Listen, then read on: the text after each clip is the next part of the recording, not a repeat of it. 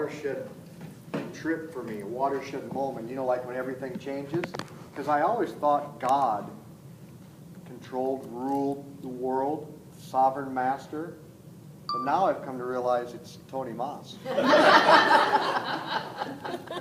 We have some bones to pick. But thankfully, this is what I was reflecting on all last night, and thankfully I had breakfast with Barb this morning, and I realized, whew, Barb really runs it. So we're all safe. We're in good hands. Let's pray. In the name of the Father, and the Son, and the Holy Spirit. God the Father entrusted the whole work of salvation into the hands and into the womb of Our Lady. So let's entrust ourselves to her. Hail Mary, full of grace, the Lord is with thee. Blessed art thou among women, and blessed is the fruit of thy womb, Jesus. Holy Mary, Mother of God, pray for us sinners, now and at the hour of our death. Amen. In the name of the Father, and the Son, and the Holy Spirit. Amen. Some of you know a lot about School of Faith. Some of you don't know anything. I was thinking, what is our mission? What do we do?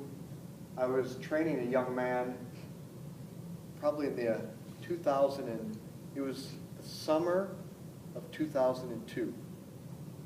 And we were I was primarily running a ministry at the University of Kansas. And we were over at University of Illinois meeting with Monsignor Swetland because he had a phenomenal program, and you always steal what you can, right? So we went over to the University of Illinois to their campus center, and this young man that was with me, very talented, but I hadn't given him a job description yet. And he kept bugging me, what's my job description? And we walked into the campus center, and above the doorway it said, "Go ye and make disciples of all nations." And I said, that's the mission. Go and make disciples. And he said, but what's my role? I said, you're ye. I'm going to get you business cards and say, ye. That's who you are. That's the mission of the Catholic Church. And no matter what we do, no matter what aspect we fulfill, that's the mission, is to go and make disciples. And I teach the whole catechism. You know, I teach the catechism series.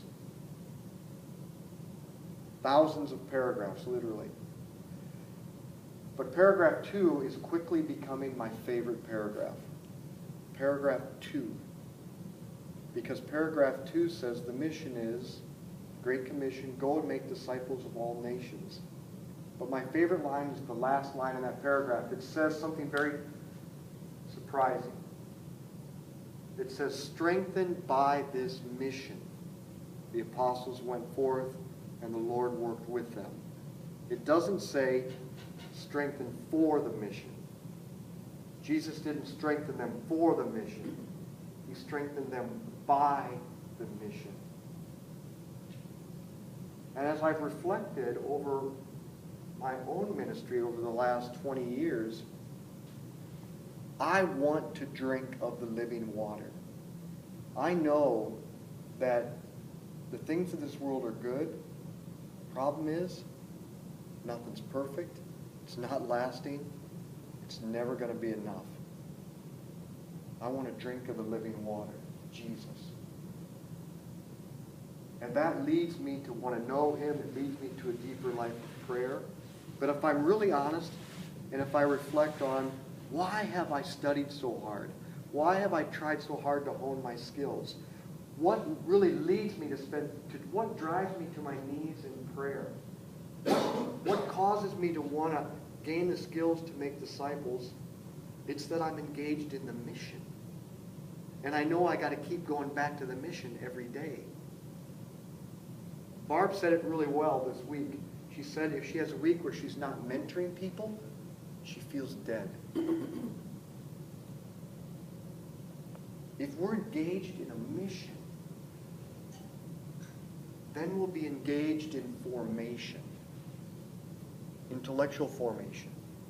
Interior formation. Gaining the skills to make disciples. But if we're not engaged in a mission, if we don't know our mission, if we're not engaged in a mission, then we're just receivers, and we'll say, I'm good, and we'll quit. That's why the Catechism says they were strengthened by the mission. And everyone's been given a mission to make disciples. Everyone's been given a mission to make disciples.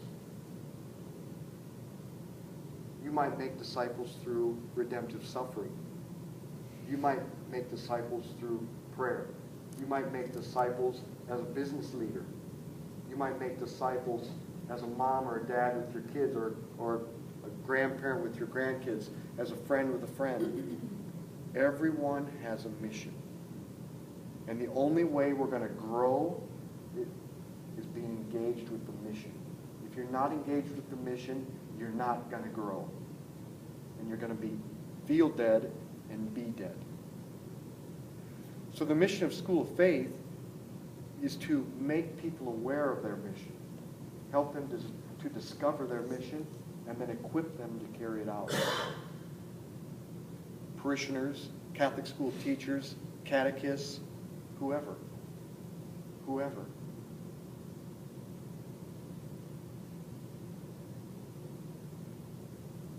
Archbishop Naumann, Archbishop Lucas, Bishop Pates in Des Moines, Archbishop Lucas in Omaha. Voluntold me. You know what voluntold means? Little volunteer. You ever been voluntold? Voluntold, yeah. Voluntold. I think so. Yeah. Tony's probably voluntold you to. Sure. They've been the instrument to help us see that God's will is that we be focused on Catholic schools. The mission of a Catholic school, what's the mission of a Catholic school? To educate. No, it's not to educate. It's to evangelize. Make disciples. No matter what, if you're Catholic, no matter what you do, your mission is the same. It might have a different application, but your mission is the same. To make disciples. The mission of a school, the mission of a Catholic school is to make disciples. But you can't make a disciple unless you are a disciple. What does a disciple do? If you're a disciple, what do you do? Share the love of Christ. Okay, you will share the love of Christ, but what else does a disciple do? Think if you're one of the apostles spending time with Jesus when he walked around this earth. What did they do, Courtney? Spread the good news. They disciple others. They follow Christ. They followed Christ. And what did that following Christ entail? What were the ingredients? A lot of relationship. With who? Jesus. With Jesus. They were in friendship with Jesus. So, and what did that look like? What did they do with Jesus when they hung out with him? Listen. Yeah, they talked. They taught, they listened, they learned. Communicate. They communicated, they spent time in friendship.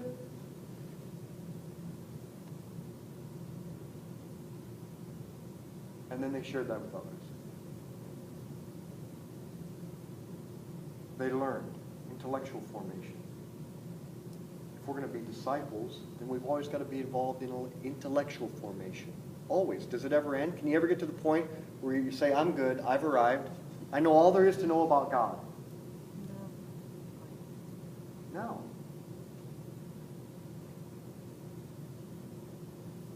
And they spent time talking and listening to him. That's prayer.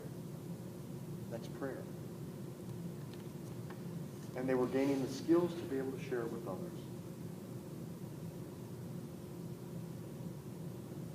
So if your mission as a Catholic school teacher is to make disciples, if your mission, are we recording? Is this for the recording? Yes. Just people in the back. Can you hear me, Mr. Brink? I can hear you. Good. If you're a Catholic school teacher and your mission is to make disciples, then you should be a disciple, then what should you be involved with on a regular basis? Prayer. You hit it. Personal formation. Learning about Christ.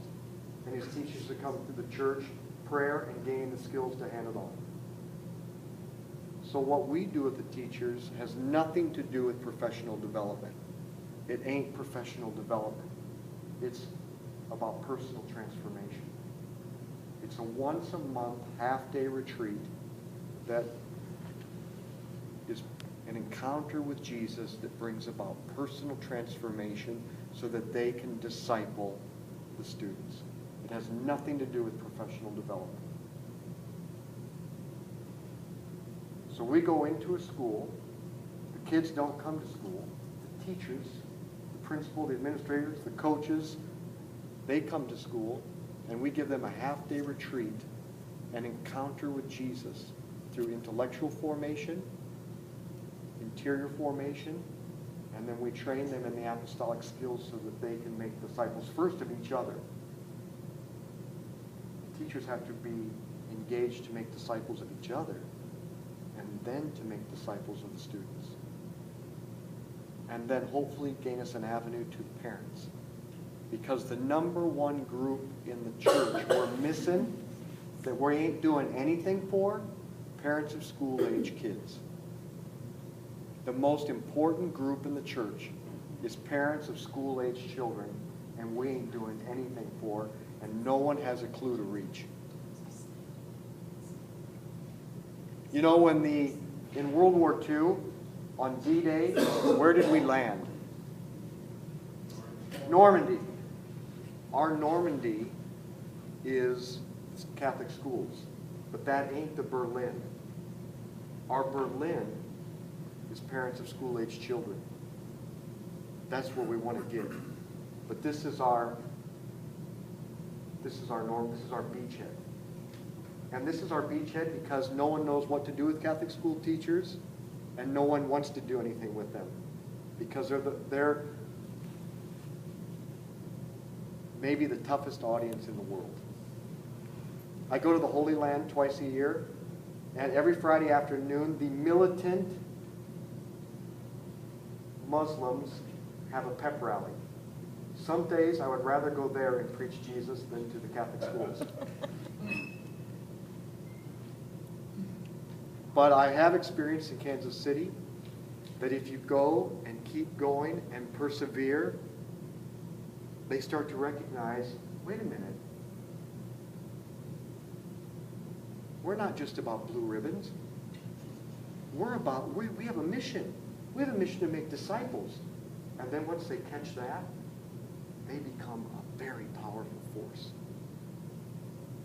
And then they become our avenue to those parents. And now we start moving toward Berlin. So it's very simple. We have to have very dynamic, engaging presenters because they're the hardest audience in the world. And if our presenters aren't, I fire them. And I fired 3. 2 of them were close friends. Brilliant, virtuous, they couldn't do it. We have to go in, we have to win them over because they don't want to do this. We have to win them over, we have to persevere, we have to actually act and actually like them. And then we walk them through, over the course of 6 years, the catechism in a very applicable and dynamic way. We train them in a deep life of prayer. And then we give them the skills to make disciples. It's a half-day retreat about a personal encounter with Jesus to bring about personal transformation. That's what we do. By the way, that was what you did last night was excellent. Had big shoes. So, Well, he was a good stand-in. you did a great job. He did a great job. That's for sure. So, Mike, what have you found initially, and then walk us to the end of how many people have been transformed? What do they say back? How do you measure? Yes, how do you measure it?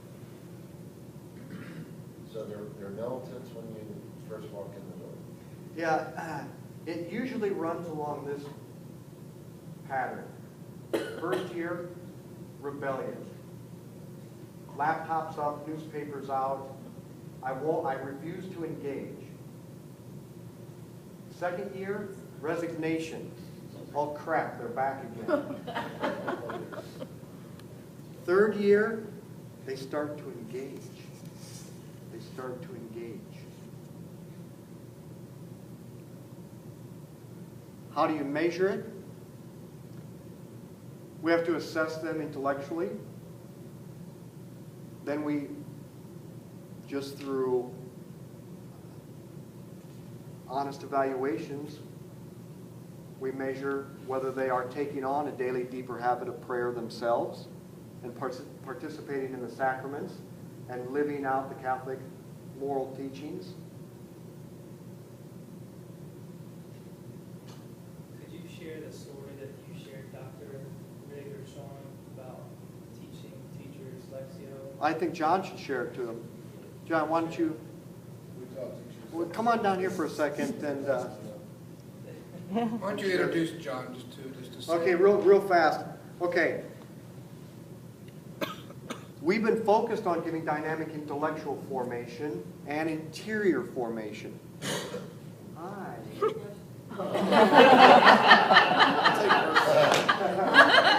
I'm scared. She's going to know we're looking at her and she's going to start crying. She's a brilliant baby. So, It's like, what's those commercials when the kid starts talking? I thought it was going to happen. what's that, E-Trader? So there's really three components. Intellectual formation, interior formation, and then to give them the skills to make disciples. We've been very strong in the intellectual formation and interior formation, and we haven't, I've noticed that we needed to get stronger with the giving them the skills to make disciples. I went to school with Curtis Martin, who runs Focus, and for the last couple of years, Curtis and I have been talking about this and different ways that we could attack this and strengthen this aspect of what we're doing. And I finally said to Curtis, who's the guru of discipleship for Focus? He said, John Leindecker. I said, can I talk to him? He said, wait a minute. I need him. Can I talk to him? Well, I guess he's free. You can talk to him. Well, this is John Leindecker. Let's see what you're doing. So I brought John on to help us strengthen this aspect of School of Faith. And I brought him to Kansas City so that we could focus on this year. Tony Moss has other plans for John Leindecker. But we'll have to wait and see what Barb decides because she rules the world. So tell the story about Nancy Weber. So, following up what Mike said, I am not the guru. I am not, I'm just a guy who didn't grow up knowing Jesus. But I knew people who said they knew Jesus, and they didn't act a lot like what they said Jesus acted like. So I essentially hated Christians for a long time. And, but always had a spiritual desire, if you will. Always desired something more. Always had that square peg in a Speak round up. hole. I think they can hear me. Can you hear me? Yeah. The square peg in a round hole syndrome. I just didn't quite fit. And as a result of that, how I started to fulfill that desire for more was through drugs, alcohol, unchastity, a life of loose living, the scriptures call it in Luke. But as a result of that, I was invited to Mass. There's a lot of story in between there, but I was invited to Mass and I discovered Jesus. Discovered him in the Eucharist. And quickly found myself becoming Catholic. I'll tell you a quick story. I was reading the Catechism. I went to Mass on a Thursday. This was a the following Friday, and I was finishing the catechism. The priest gave me the catechism that night, that Thursday night, when I told him I thought I should probably be Catholic. And my friends jumping up and down behind me like, I got one, you know. He gave me the catechism. I read it. I was hungry, like Ezekiel with the scroll Tony mentioned last night. It was sweet to me. But there was a bitterness that came from devouring the scroll. It also talks about that. I think that's later in Ezekiel or Jeremiah. And because of that, I picked up the catechism. I'm at an Indian restaurant, right? I have an Indian buffet. It's one of my favorite things. And I throw the catechism on the floor. Ah, poor little lady. Are you okay? No, I'm not okay. I think I have to be Catholic. Okay. Would you like some more naan? You know? And I say all that because what we do doesn't matter, right? Unless you have this desire for Jesus. And you can have all the knowledge in the world, but without praxis, it means nothing. St. Maximus the Confessor, one of my favorite saints, says, spiritual knowledge without praxis is the theology of demons. Spiritual knowledge without praxis is the theology of demons. So hence praxis. This summer I came and I taught a class for Mike to the Catholic school teachers that teach theology. They have to do a week-long course. We make them come to a week-long course. We put them in chapel and classrooms and all that stuff. We stuff them full of information. No, not really. Basically give them a week-long retreat, opportunity to encounter Christ for themselves. Teach them about prayer. And we actually pay them, I think it's $1,000 a piece to come for the week. So we raise money for them. We raise money so that they can go to the Holy Land for free because we want them to have an encounter so that they can take that to their students. And they see that, they value it, that we are serving them. So I came in, I taught a class on prayer, and I taught Lectio Divina. I stole this really practical, simple, easy way to do 2 millennia old way of looking at the scriptures and letting Christ transform your life. Stole it from the Institute for Priestly Formation, Father Scott Trainer, and all those out there.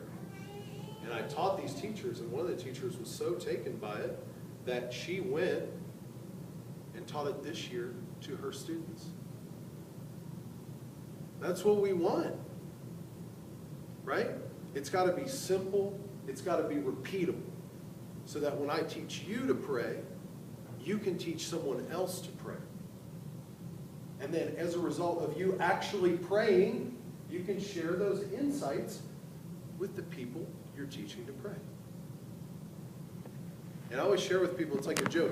It's a lot like vanilla ice cream. I can give you all the characteristics. I can describe vanilla ice cream to you. But I can never give you that experience. Can never.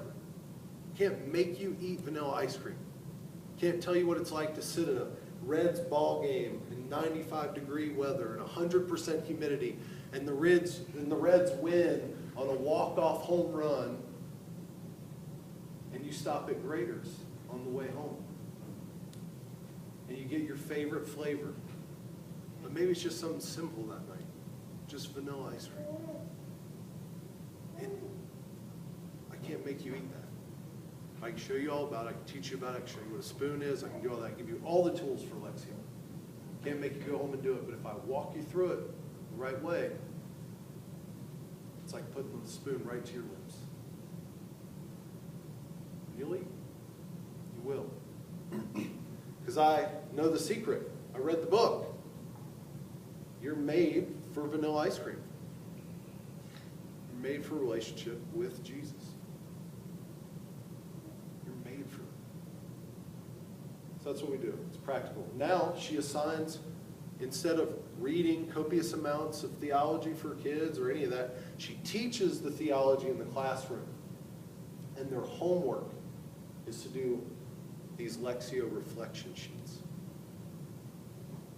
And she's going the step further that all teachers should do. She's trying to engage them in what happens with their prayer.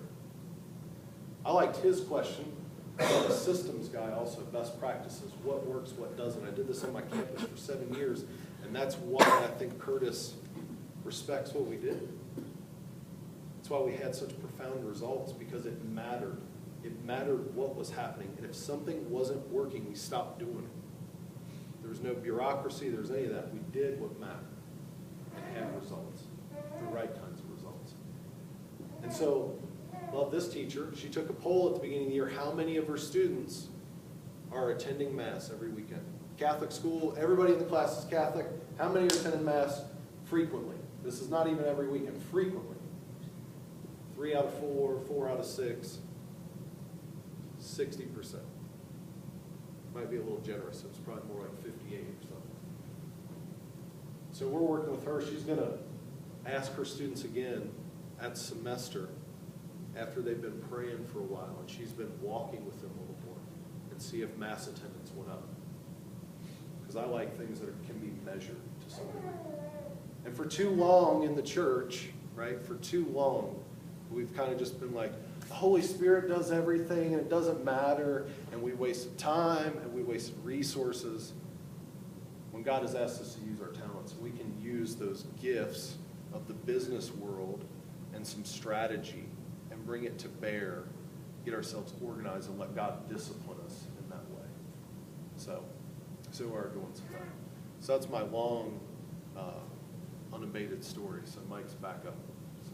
Well, could you just tell, you also said something too, I'm sorry, I just Yeah. told the story, but didn't she also challenge them to do something in their family with Alexia? Yeah. If you would just share that. Yeah, real quick. actually, so, and she asked them to start doing it with their parents. I can't believe I didn't say this, but, and one of her students, who's the least likely to probably pray, told her a story about actually praying with his dad, like doing a reflection with his dad. And John, just so we're clear, what grade is that? What- I think they're freshmen or sophomore. Freshmen. High, college, high school? High school. High school. Yeah. It's one of the age, one of the dioceses in Catholic high schools. She teaches Old Testament. So, good stuff. So, really good stuff. You have a question? Do you target all the teachers or just the religious ed teachers? All the teachers. And coaches, anybody who works with students, and presidents, school administrators, everybody. Because it's about changing the culture of the school.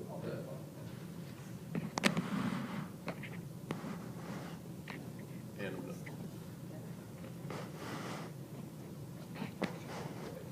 Practical question, anything. So Mike, 4 years, 4, 5, 6, how long have you been doing it?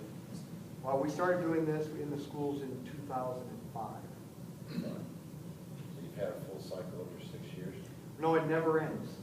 It never ends. Never. It never ends. When are we done being a disciple? When have we Die. arrived? And even when we die, we're not done. Heaven is dynamic. You grow forever. So Mike, just to tail up to his question, is there a point where you're hoping to raise disciples within the school to do school of faith? Like, so. For their own school? Yeah, so like, don't get me wrong, I'm not saying you're doing this, but would there be something, let's say like you did the 6-year catechism, by then would you have someone, hopefully within that school who's trained up on the school of faith method and methodology, like you're raising up your own disciples within your own organization? It's very rare. Well, I know it's rare, but. It's very, But we're working on, that's part of the piece we're going to play, that we can actually train. we want them to disciple each other. Correct. But would there be someone who could raise up and disciple the whole group? Very rare. Because it's very rare the individual who can stand before these teachers and do it. But, and I understand that, I just was just, like, for your sake, like, I know we focus that aspect of this censorship model. I know, like, there are 114 schools here, something like that, that actually do all things very well. other School of Faith members. We'd have to hire more. That's Yeah. why you gotta raise the money. Yeah, so there's Someday two, There'll be a team of people. there's two levels. Okay. Our goal is, we want to raise up every teacher to be able to disciple other teachers, their peers, their colleagues, and their students, and the parents. But we also have to identify very gifted people who can come in and lead the whole group, because that's the difficult piece. I can see why that's difficult. I was just in terms of just asking Yeah. down the road, you know, when One you die- teacher when you can die, do how many schools? I think you were talking about self forever death, but when you die, there's another. Yeah, we have, School of Faith. Not, I ain't saying that, but that's what it's like. succession plan. Yeah. yeah. So that's a good word. So what we're doing now is, we're identifying across the country people like John, and we're bringing them to Kansas City, and we're training them in the model, preparing them to go out. So we had 2 people that we trained in Kansas City that now are launching a team in the Omaha Archdiocese. And the same with Des Moines. So we nationally identify people, bring them into Kansas City. They have to be in Kansas City for at least a year, immersed in the model, before they can do anything. Joe's got a question. I'm just curious, to what do you attribute the hard-headedness of these teachers? Because they are a perfect slice of every parish. You take the Catholic school, a faculty, 30 or 40 teachers. A third don't want anything to do with faith. They're just teachers. A third are indifferent. A third, they're really interested in Jesus. Or maybe you go 20, you break it down. They're just like, they are a mere image of the whole church. Makes sense.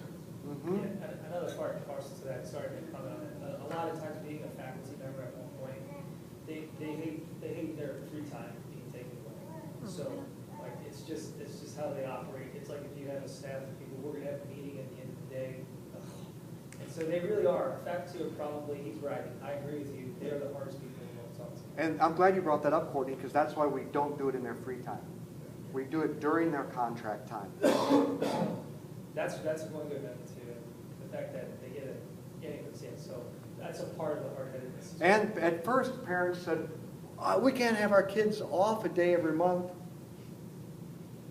But we're training the teachers to be the most effective they can to hand on the faith.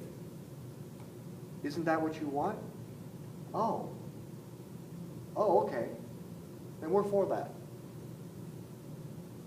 Mike, you mentioned working with high school students.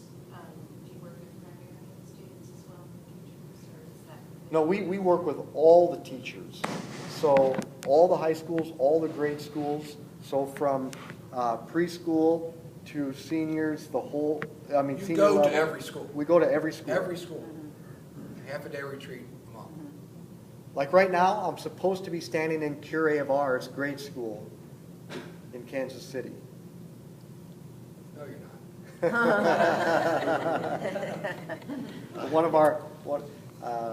One of the other school of faith instructors is subbing for me this morning. So it's all the schools. It's harder to get to the religious schools, the religious order schools, because they're not under the bishop. A half day a month, that's all? Everybody shuts it down for that half day? No, they're all scheduled differently. So every school commits to 10 3-hour blocks a year. But they're not all the schools are on the same day. No, but all the staff, all the faculty are doing it at the same time. Yep. So if they got 40 faculty and administrators, they're in there. If it's a high school and they got 100, then it's the president, all the coaches, the drama teacher, the English teacher, everyone's in there at the same time. And yeah, except that, and I'm glad you said a PD day, because we constantly are banging the drum. This is not professional development. This is personal transformation through an encounter with Christ. Are you finding many non-Catholics teaching in schools, or is that Every diocese is different, but with non-Catholic teachers, we treat them just the same. We give them the same message, and we expect the same results. We expect them to do the same things. And you know what's really interesting is because of all the lawsuits across the country, which you've experienced here, the schools department sent out policy 3020, which was one paragraph that listed, you shall not be engaged in That's all they sent it out by email. How do you think that went over? How do you think that went over? Delete. What do you think the response was from the teachers? Opposition. How dare you tell me how to live? None of that. In Kansas City, none of that. You're happy to hear it? Because we've been training them. 2005, 2007, 2009, you would have had open rebellion. But we've been walking them through and forming them in this every month, every year. So they read it and they said, I don't quite understand all this, and I wrestle with it and I find it difficult, but I trust School of Faith that's been coming in here, and they'll help us understand this. It's a completely, I saw the email when it went out. I saw it on Monday afternoon in August, like the first week of August. I said to myself, this is going to be a difficult fall, because I expected the reaction. It's just the opposite. And isn't it ironic that the federal judge said, we're not going to rule in your favor because you haven't been doing this. We've been doing it in Kansas City, and we had a very positive response to the same thing. Isn't that ironic? Archdiocese lost both cases because of what he just said, Cincinnati. And the Archbishop said that to me, and Dr. Riggs said that to me. That's why they say they need to have this. It was also too, he did. So they know it. They know it's all good. It wasn't just the person, the lady who had artificial insemination, but it was also the jury who was making Catholic said they didn't know that. The jury said they didn't know. The jury. That's what Dr. Riggs said. They don't know either. Yeah, that was, I went, when Dr. Reagan said that, I was like, oh my gosh, that's crazy. Yeah. Well, it's not crazy. Did we lose many Catholic teachers this year? No. He said 9. Only 9 refused to sign the contract, over 300 and something. Of course, the media did not. Of course not. There's only 9 that didn't refuse to sign it. Yeah. Of the archdiocese. Yes. I have a question. When you're training the teachers, do you literally bring up theology of the body in any indirect or direct way? Okay, the first leg of the intellectual piece of formation is the catechism. It takes 6 years to walk through it with the teachers. But within that, in the section on matrimony and in the section on the 6th and the 9th commandments, we're giving them theology of the body. That's their primer to theology of the body. As we go forward through the rest of the curriculum, that's a full year piece in the curriculum is theology of the body. As we move, so the catechism, scripture, virtue, then theology of the body. That's how our larger curriculum flows. And you call it as such. I mean, the teachers become familiar with it. This is all this morality that you're speaking of is all coined oftentimes as theology of the body. Absolutely. But it's not an odd term to them. No, in fact, the other thing is because of the relationship we built with all the high school theology teachers, and then 2 years ago, we raised the money and took every high school theology teacher to the Holy Land at no cost to them for a week-long intensive training in Scripture in the Holy Land. When we came back, because of the relationship we built with them, they said, will you rewrite our curriculum and will you write the textbooks? So the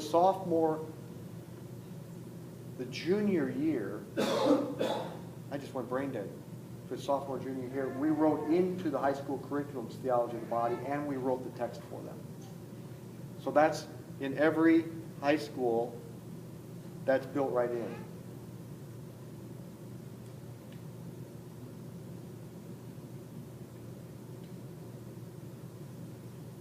Any other? So what else are you seeing? Are you seeing an increase in mass attendance? Are you seeing a greater peace in the school? Are the principals saying totally been revolutionized in terms of faith community? One thing I encourage you to do on our website, schooloffaith.com, we filmed interviews with the staff from the most belligerent high school. When we first started doing this, the flagship high school in Kansas City is St. Thomas Aquinas. And for the first few years, the president said, hell no, we ain't doing this. We filmed interviews with a number of their faculty, like the basketball coach who couldn't get through a sentence without dropping the F-bomb. And their interviews are powerful of what it's done for them. But what we're really seeing are the vocations. Vocations are coming. Could you also share how you got your name? Oh, School of Faith. Yeah, just. I'll keep it very simple.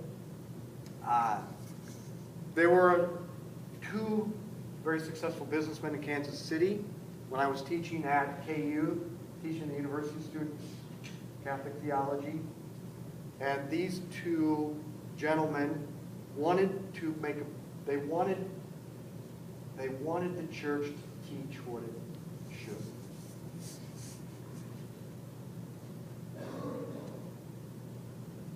So I'll keep it very short. They asked me, who thinks about this missionary endeavor in an entrepreneurial way? I said, well, I know one. His name is Tim Gray. He runs the Augustine Institute in Denver, Colorado. So we flew Tim out. It was Friday, February 2004. And these two businessmen, Tim and I sat for 12 hours at his conference table, hashing through this problem, why the Catholic Church doesn't teach dynamically what it should. Why we have all these members on a jury who don't know what they should. At the end of the day, we put together a rough model. Said we got to have a name for this. Threw out a bunch of names. No, it doesn't sound good. Finally, Tim said, how about School of Faith? It's got a nice ring to it. Next night, I shared this, the name with a priest from the diocese. Monday morning, he sends me an email. He said, did you see this? St. John Paul was speaking to all the French bishops at the same time on Friday, and he said, I want a School of Faith. A collaboration between the university and the parishes to teach the faith. Same day, same time. So I said, that's going to be our name. School of Faith. School of Faith. Mike, maybe we can, because we only got about 10 more minutes left because John's a sissy up there.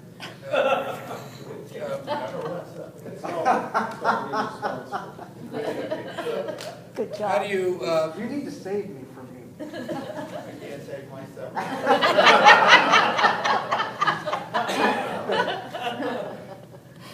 The collaborative is what I've been really feeling here the whole last year or so. Do you feel as strongly about the collaboration of what you're seeing with Ruah Woods and with the School of Faith? Well, first of all, I think what you're doing here is unbelievable. What you're doing here is unbelievable. It's beautiful. It's powerful.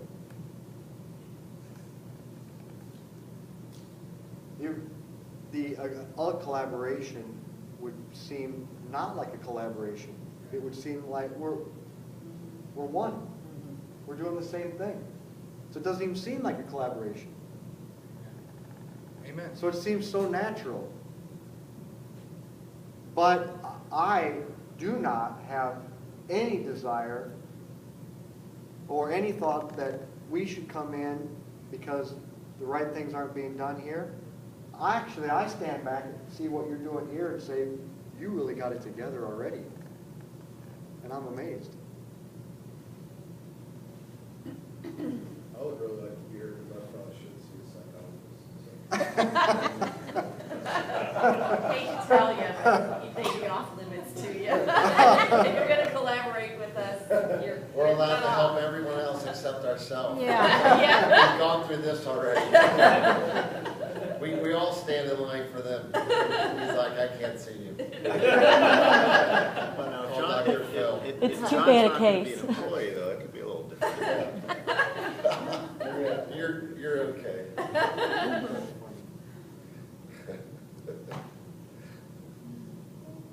Did you answer the question? Yes. I Thank you. Did you? See this as a. Then because we're short, John, why don't you, because we got everybody here, a little deeper in your witness and why coming back to here, again, I know it's all still waiting. There he goes, okay.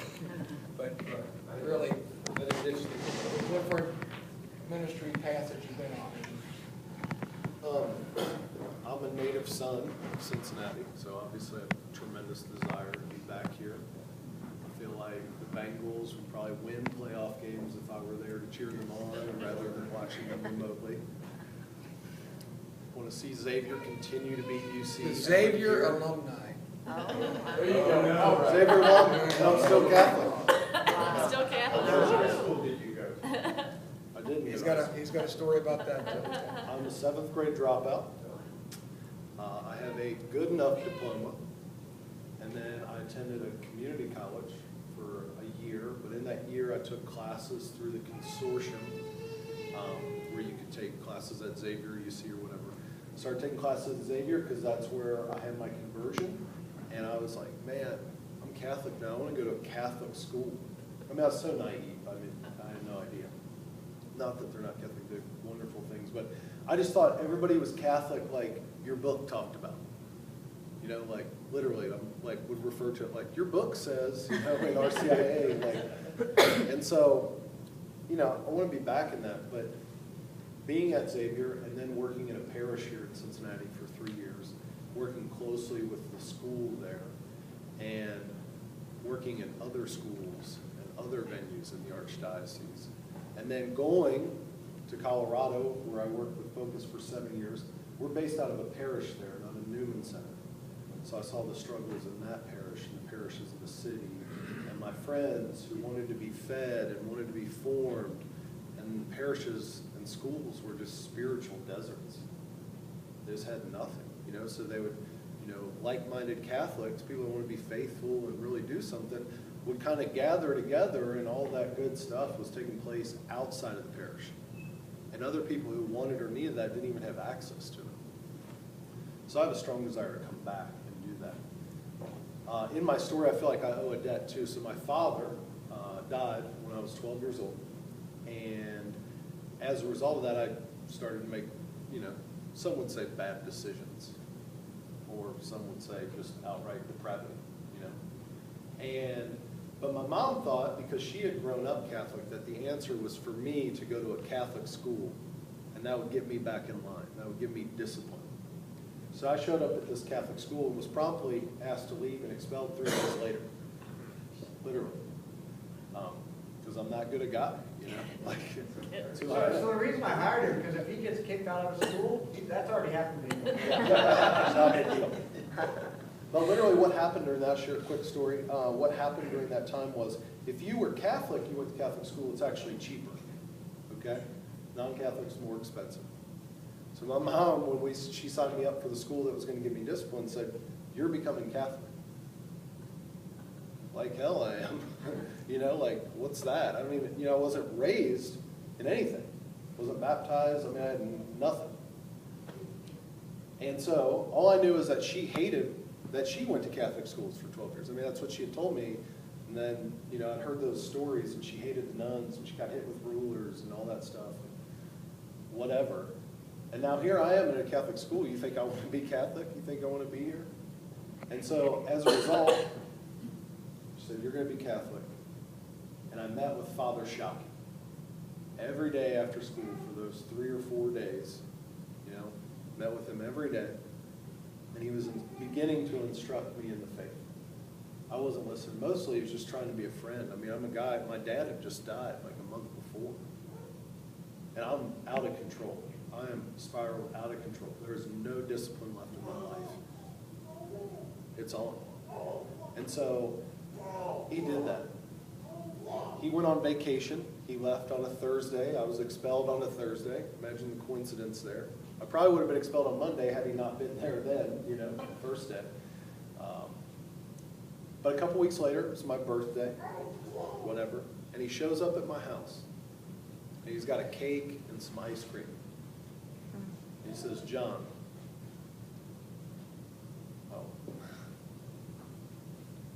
just want to say I really miss meeting with you. I miss you at the school. I'm really sorry it happened the way it did. Just wanted to wish you a happy birthday. And I slammed, you know, I was getting high. I didn't want to talk to you or anything like that, so I just kind of took the stuff, slammed the door, no big deal. Fast forward years later, I got sober, got off the dope, quit drinking and all that stuff. And I called him up because I wanted to make amends. I wanted to set things right. And I called him up, and we met at a restaurant. And he didn't know, you know, where I was at in my life. He just knew I wanted to meet. And he was excited. So we met, and he says, hey, I just want to let you know I've prayed for you every day in my prayers since you left the school. I prayed for you every day. And I was blown away because I'd heard that prayer worked, you know, and I think I'd saw it in my life at that point. And I said, well, I just want to let you know that those prayers were heard because I just became Catholic this past Easter. And I'm Catholic now, and I love the church. And I didn't realize what you were trying to do for me. And man, I think that guy's a saint. He passed away some years later, but I think he's a saint. And so I have a heart for Catholic schools. But the reason I think I do is I have a heart for the lost. I have a heart for people that don't know how good Jesus is. All they know is how people have treated him that said they love Jesus. All they know about is rules. All they know about is that they don't know that Jesus just likes them. You know, like he actually likes them. That Jesus is so much more and so much bigger than the rules or the obligations or any of this stuff. That he's actually life and his life to the full, as John 10:10 says. That's who Jesus is. And Jesus isn't just some self-help thing. Jesus isn't, you know, a way or any of that. Jesus is your life. Jesus is when you have a cigar. Jesus when you have a beer. Jesus when you're watching your kids play football. Jesus is all of that and so much more. And so many people think to know and love Jesus, they got to stop doing some of the things that they love that aren't even disordered. I want to know that's not true. It's not true. So that's why I have a heart. We'll come back. We'll smoke cigars with Tony. If I get Barb to make me some eggs, that'd be great. Cigars are disordered. They're like incense before the Lord. No, I mean I do. You know, back here, my mom's here and all that stuff. But it doesn't matter if I'm here, right? It doesn't matter if I'm here and School of Faith comes or doesn't come, right? The only thing I know at the end of the day is wherever I am, I'm going to be seeking the lost. Right? That's what I'm going to do. You know, that story of Jesus and Zacchaeus. He came to seek and to save the lost. Sometimes I still feel lost, right? And I'm letting him seek and save me, and people are helping me to stay on track. That's what I love about Mike, you know. You sure you won't see him? We can work something out. And you've been doing some evaluation. It never stops. John, how old are your children?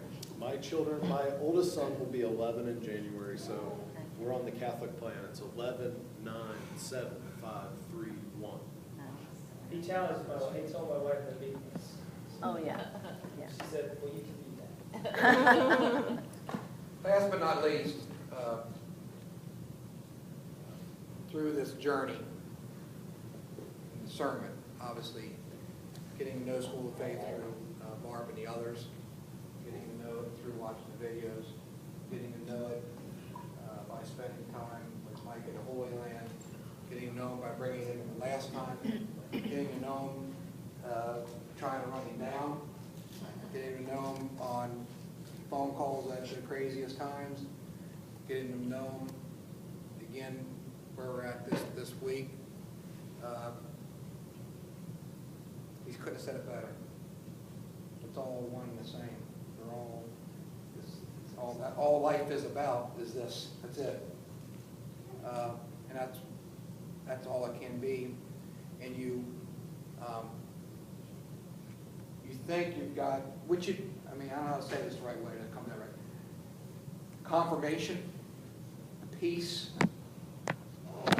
off the charts with the School of Faith. We learned a long time ago, not in front of God, right, Joe? I mean, we got that part. We really take your time, don't worry about it. It will happen. I think all of you can share that experience. We shared it many times here at Ruah Woods already. You know, we started building this place with really not even a third of the money. We were digging ground, you know. So believing and having that, with that same type of feeling, that type of discernment that the School of Faith has just got to happen. That's why I said, I'm going to hire him. I don't know why he keeps acting like we didn't have that talk, but we did. I mean, I ponied up money. I told you to go do it. I wouldn't throw money. I said, go get somebody in Kansas City, Mike. I mean,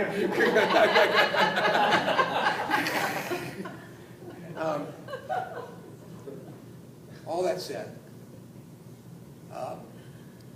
Courtney was with us at the Dr. Rick meeting on Thursday. Just whatever. They had again, glory be to God, they had a meeting with one of the good man of God. I don't know him yet. Good Catholic man has supported him over his years of bringing the gospel to the college students. So they were going to go out and see him. They had to go out to dinner. Go out and see him about now helping School of Faith. Maybe cast a vision about possibly coming here to Cincinnati. Again, there's great interest and all that stuff going on. But then I guess once I got done with whatever I got done with, the phone rang. It's Courtney. He says, Tony, I just want to tell you, I mean, I really hate to do this because I don't want to make me look bad or Emily look bad. So what the heck are you talking about, Courtney? He says, but when I first met you, and I came into town, I asked you, why are we doing this? What do you want to do? And I don't know how exactly you said it to me, but is to totally revitalize, really restore, teach true, authentic Catholic teaching within the schools and really raise up new Catholic leaders, make disciples of the kids. And again, Tony, I'm not trying to undersell me or Emily, but this is what you wanted. This School of Faith, this is the vehicle. This is why it's such a confirmation. Is because you know how many years now here in Cincinnati, Courtney? Sorry, 5th year. 5th year. So 5 years you've been cracking it, right, little by little, chiseling at a lot of different schools here in the city. Some of them that were complete obstacles, and some of them that let you in a little bit, and some of them that now you're in that were very difficult, right? A wide variety of different avenues. So he knows what's going on. So he knows right now that, without a doubt, there are schools that we can bring this thing into right now. So a lot of the struggle a School of Faith going into a new city would be, that takes a long time to open up those doors. All that is true. 5 years. 5 years ago, you weren't in the position you are today with these schools. 5 years ago, you asked me why, but anyway, but so we, so all God's perfect plan, and coming from many different people. So I'm stoked about this. This is good. I still owe you the greatest apology, Dr. Linda and Dr. Andrew, that I dished you last night. Yeah, I took the sisters with you, for God's sake.